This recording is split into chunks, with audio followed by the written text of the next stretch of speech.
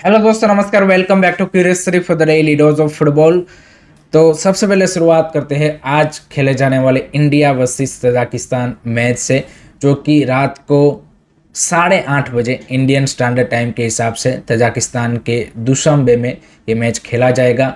कहाँ पे ये मैच देखने को मिलेगा, इसके रिगार्डिंग अभी तक एआईएफएफ की ओर से कोई भी अपडेट नहीं आया है। So we have to wait कि भाई कहाँ पे हमें मैच देखने को मिलेगा या फिर नहीं देखने को मिलेगा।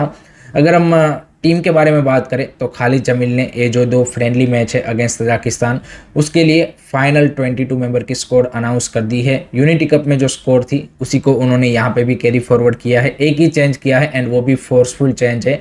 रेन विलियम्स की जगह पे पार्थी गोगोई को उन्होंने ऐड किया है, दैट्स इट। उसके अलावा एज सच कोई बड़ा बदलाव यहाँ पे देखने को नहीं मिल रहा है। Midfield again looking short to be honest, because दो ही मिडफील्डर है आपके पास, चिक्सन सिंह एंड रिकी सेवोंग। तो वो एक मेरे लिए थोड़ा सा डेफिनेटली कंसर्निंग पॉइंट मैं बोलूँगा कि है कि आप सिर्फ दो मिडफील्डर के साथ जा रहे हो। लेकिन हमने देखा है कि खालिद जमील ने जब से नेशनल टीम को टेक ओवर किया है, आप उनकी सभी स्कोर उठा के देख लीजिए, ये always go with defence and attack heavy. Midfielder वो कम ही लेके जाते हैं। जिस तरीके की उनकी स्टाइल ऑफ प्ले है उसमें आई थिंक मिडफील्डर का उतना रोल भी नहीं दिखता, because he generally plays long balls and throw ins and those kind of you can say कि थिंग्स टू क्रिएट चांसेस। तो उसमें ज़्यादा वो जो यहाँ पे ओपन प्ले से चांसेस है वो हमें क्रिएट होते हुए नहीं देखने को मिलते हैं। बाकी यहाँ पे तजाकिस्तान को हमने रिसेंटली जो लास्ट है वो यहाँ पे काफ़ा नेशंस कप में फेस किया था। तो उस टाइम पे हमने उनको हराया था। तो देखते हैं कि किस तरीके से यहाँ पे हमारी परफॉर्मेंस इस बार रहती है। एंड फ्रेंडली मैचेस है, सो देखना ये भी होगा कि भाई हमारे प्लेयरों में कितना मोटिवेशन है, बिकॉज यूनिटी कप भी एक नो डाउट यहाँ पे friendly kind of a tournament ही था, बट वो यूके में हो रहा था। तो प्लेयरों में एक थोड़ा सा वो अंदर से होता भी है कि हाँ भाई हम यूरोप में खेल रहे हैं, तो we want to showcase our talent और एनीथिंग लाइक दैट। बट यहाँ पे तजाकिस्तान में भाई ये मैच को उतना ज़्यादा कोई मीडिया भी कवर नहीं करेगा। सो देखते हैं प्लेयर कितना इंटेंसिटी दिखाते हैं। एंड खालिद जमील के ऊपर भी जो अभी पूरा बैकलेस या फिर जो भी उनके ऊपर यहाँ पे क्वेश्चन रेस किए जा रहे हैं उनकी प्लेइंग स्टाइल या फिर उनके टैक्टिक्स के रिगार्डिंग, क्या उसमें वो कोई बड़ा बदलाव करते हैं? चांसेस कम है, बिकॉज जो खालिद जमील का फिलोसफी या फिर जो उसका स्टाइल ऑफ प्ले है, आई डोंट थिंक सो कि is gonna change. So let's see हमारी टीम कैसे परफॉर्म करती है। आपकी क्या एक्सपेक्टेशन है, आपका क्या प्रिडिक्शन है, कमेंट सेक्शन में ज़रूर बताइएगा। मेरा प्रिडिक्शन है I think Tajikistan is gonna win this match by score line of may be 1-0 और 2-0 kind of A scores. Second बात करते हैं, आज हमारी इंडियन वुमेंस सीनियर टीम का भी एक इम्पोर्टेंट मैच है एंड वो है साफ वुमेंस चैंपियनशिप का फाइनल अगेंस्ट बांग्लादेश। तो दोनों ही आर्क राइवल यहाँ पे फाइनल में एक बार फिर से भिड़ रहे हैं। एंड ग्रुप स्टेज में भी यहाँ पे दोनों ने एक दूसरे को फेस किया था, जहाँ पे हमने कंफर्टेबली उनको 3-0 से हरा दिया था। बट उसके बाद एज वी ऑल नो कि इंडिया बांग्लादेश जब इस तरीके के साफ के फाइनल टूर्नामेंट के मैच में जब भिड़ते हैं तो always it's a close contest. And वही आप यहाँ पे भी एक्सपेक्ट कर सकते हो, बिकॉज हमारी टीम की भी थ्रू आउट दी टूर्नामेंट आप बोलेंगे कि performance wise we are not consistent, because Bhutan के सामने हमने थोड़ा सा स्ट्रगल किया था। तो देखते हैं कि किस तरीके से हम यहाँ पे बांग्लादेश को फेस करते हैं।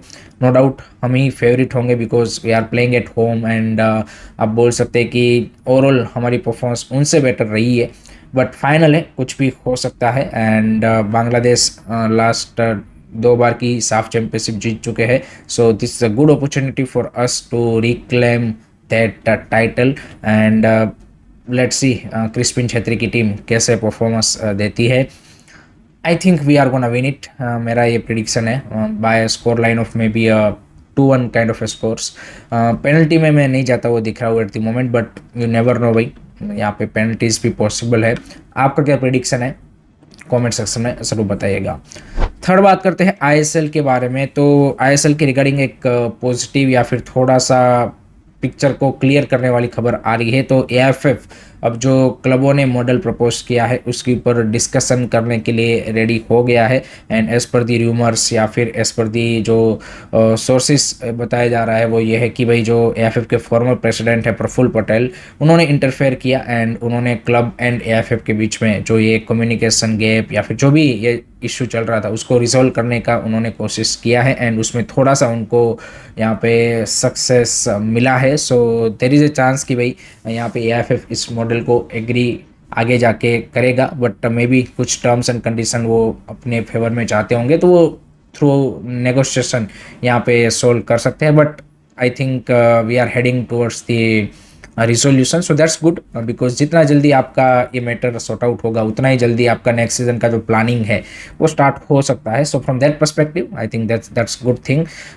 बाकी देखते हैं कब तक हमें जो फुल क्लैरिटी है रिगार्डिंग नेक्स्ट सीजन वो देखने को मिलता है। आपका क्या मानना है, आपके क्या थॉट्स हैं, कमेंट सेक्शन में ज़रूर बताइए। नेक्स्ट बात करते हैं भाई एएफएफ के जो डिप्टी जनरल सेक्रेटरी है एम सत्या, उनकी अभी पोस्ट के रिगार्डिंग दिल्ली हाई कोर्ट ने एएफएफ से एक्सप्लेनेशन डिमांड किया है क्योंकि किसी ने यहाँ पे दिल्ली हाई कोर्ट में पिटीशन डाला था कि एज पर दी एएफएफ न्यू कॉन्स्टिट्यूशन यहाँ पे जो डिप्टी जनरल सेक्रेटरी है एम सत्या, उनका यहाँ पे उस पोस्ट पे बने रहना is a age cap violation of new constitution because according to the new constitution कोई भी एएफएफ का सैलरी लेने वाला बंदा 60 साल से ज़्यादा नहीं होना चाहिए and he is a 65 year old गाय।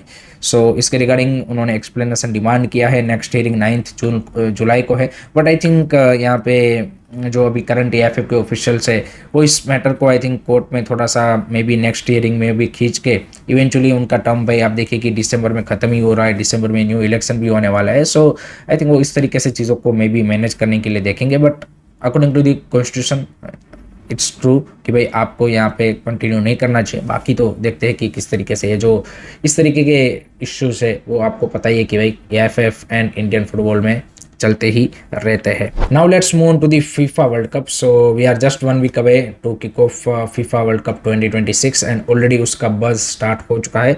तो उसमें भाई कल हमें 2 शॉकिंग चीज़ें देखने को मिली। जो प्री वर्ल्ड कप फ्रेंडलीज है उसमें one of the 2 contenders for this FIFA World cup Spain and France के जो 2 कल फ्रेंडलीज थे उसमें शॉकिंग रिजल्ट आया है। पहले तो भाई फ्रांस जो कि 2018 का विनर एंड 2022 का रनर अप, उनको भाई आइवरी कोस्ट ने फ्रेंडली मैच में 2-1 से हराया। So that was a shocker kind of a result. No doubt it was a friendly match, but that's the surprising result. On the other side, Spain, who is also defending euro champion, उनको भाई यहाँ पे Iraq ने 1-1 से draw पे रोका। सो that was also result जो कि यहाँ पे आप बोल सकते हैं कि थोड़ा सा शॉकिंग था। एक चीज़ ज़रूर है कि दोनों यहाँ पे जो फ्रांस एंड स्पेन है वो उन्होंने ये जो फ्रेंडली है उसमें definitely they are trying some of the players and combination, but still to lose against Ivory Coast or to draw against Iraq is a shocking result. दूसरा फीफा वर्ल्ड कप के regarding update ये है कि इस बार FIFA जो है वो यहाँ पे प्री मैच जो सेरेमनी होता है कि जिसमें प्लेयर स्टेडियम यहाँ पे पिच के ऊपर वर्कआउट करते हैं, उसमें उन्होंने कुछ चेंजेस किए हैं एंड विजुअली उसको बेटर बनाने की कोशिश की है। एंड जो पूरा स्क्वाड है वो अब यहाँ पे जो पिच का सेंटर सर्कल है वहाँ पे खड़े रह के नेशनल एंथम यहाँ पे गाएगा। सो वो उस तरीके का चेंज यहाँ पे वो देख रहे हैं। So that's a positive good change I would say. And और ज़्यादा विजुअली जो फीफा वर्ल्ड कप है उसको बेहतर बनाने की कोशिश यहाँ पे फीफा की ओर से हो रही है। So that's it from my side guys regarding today's football news. I hope कि आपको पसंद आया होगा। Keep supporting this channel, don't forget to like, share and subscribe. जय हिंद, जय भारत।